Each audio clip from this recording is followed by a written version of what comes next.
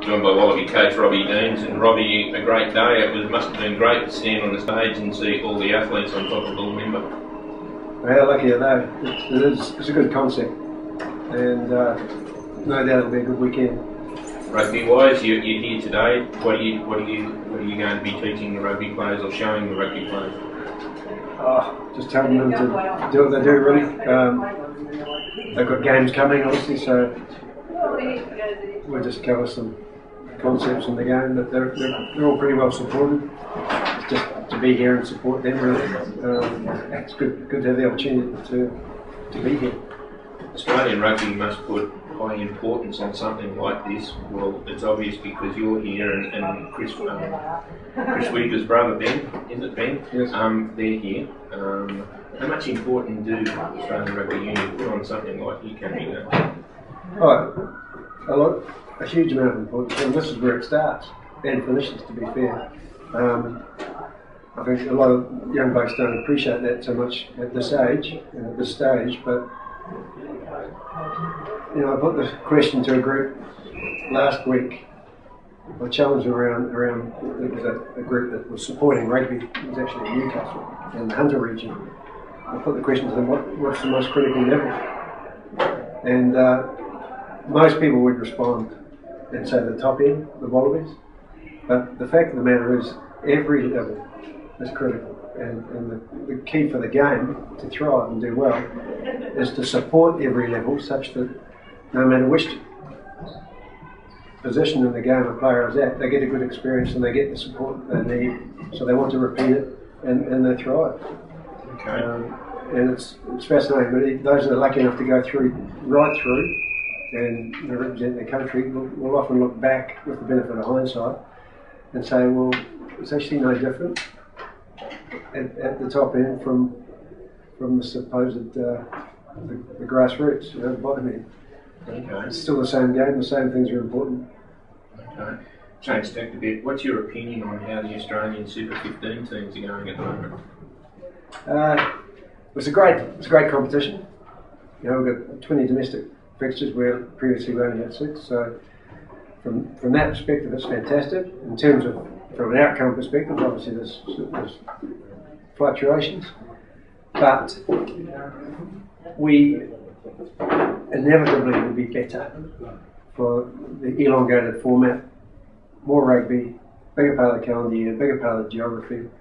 And I'm personally confident. I think we're seeing signs of growth in some of our people who we've exposed to international rugby in recent times. The reality is that the international group, the profile of that group is relatively young, but they're now starting to show the benefit of the experience that they've had and have been getting and are getting. And I'm confident that we'll be able to gather a group that'll be more than competitive. As the Wallaby coach, does it worry you that there are more games because of the wear and tear on the players? I mean, they've got to play an extra, 3 or 4 extra games, and if they're going to be in the Wallaby team and they've got all that and then the preparation for the World Cup, does it worry you that there'll be a burnout situation later on? No, I think that actually will be good for us. I think if anything, historically we've lacked rugby, and I think more rugby of that nature will benefit us. It's just a matter of managing and mastering the player management, and the players own they're accountable for some of that and responsible for some of that. So a lot of our program has been about educating them and empowering them to be able to make good decisions, as well as supporting the franchises obviously to do well, because we want them to do well, and we'll run off any momentum that they're able to generate. But no fears of burnout. It's only 3 more games, and a lot of the franchises, in the knowledge that they were going to have 3 more games, held their international players back at the front end and excluded them from pre-season. So when you look at the big picture, it's actually no different, and they've got an extra bye. So.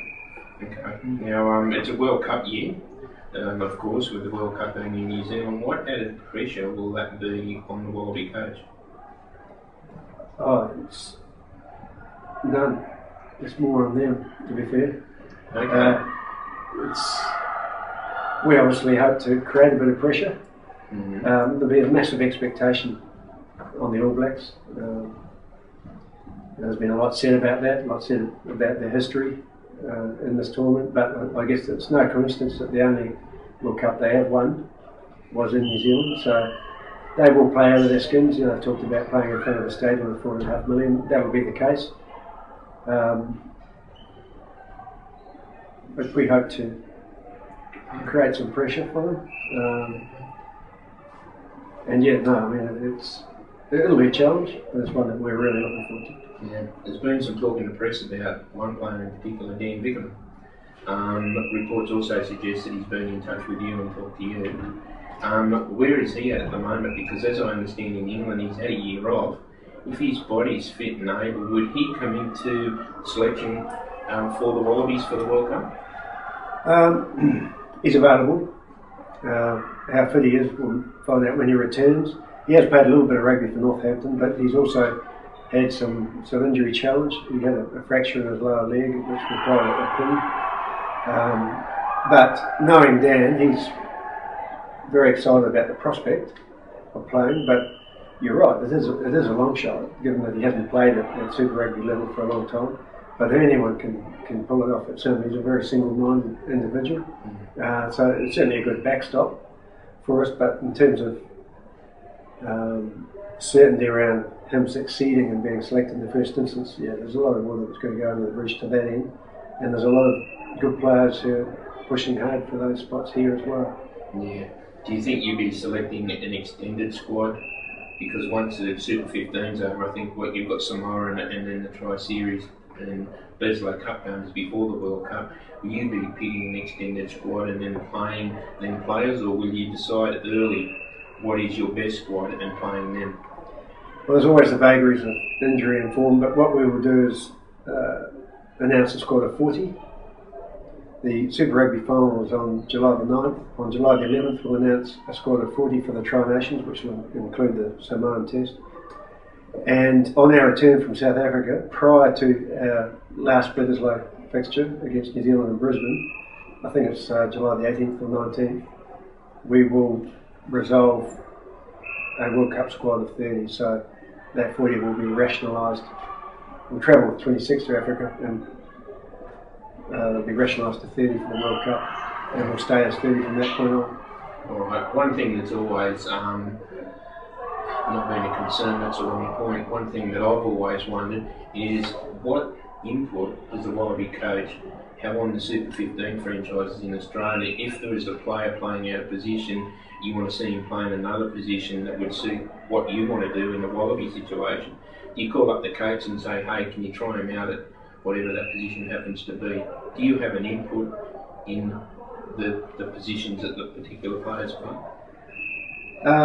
We don't have a deciding input, but we have a lot of dialogue. Clearly, we're supporting their program and we want them to do well. They're ultimately accountable for their own program, and so they'll make those decisions.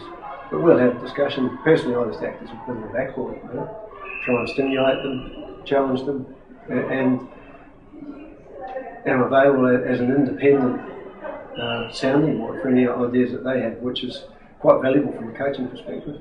Okay. It allows them to bounce ideas off me before they table them internally with their peers, which they may be a little bit intimidated about doing sometimes. So, no, we won't intervene. And to be frank, we get a lot out of the innovation that happens at franchise level. And we'd be poorer for it if we did try to shackle and have a unilateral approach. So some good ideas come from some of that innovation. Finally, you've got about 130 boys here today. You probably get a lot of questions. What is the overriding message that you'll be passing on to these rugby squad members this afternoon? Just encouraging them. They're in the game for the enjoyment. Encouraging them to keep learning, essentially, because you never arrive in this game. So when players are young, they get to this sort of opportunity through talent, but critically, in order to go on and thrive in the game, it's the team skills they need to master. So that'll be an emphasis, and also recognising that they won't necessarily be in the one position for the rest of their days. So just keep adding to their skill set, and off the back of that, they'll get more involvement in game, they'll get more enjoyment off the back of that involvement, and they'll also be more likely to be included by the coaches who make the selection calls. But don't get hung up on selection, just get hung up on what you can do and what you do in any given moment. Mark, have you got anything you want to ask? Not particularly. I was going to have a chat with him as well. So. Alright, thanks for your time, Rob. No trouble. Thank you You very got much. that? Yep.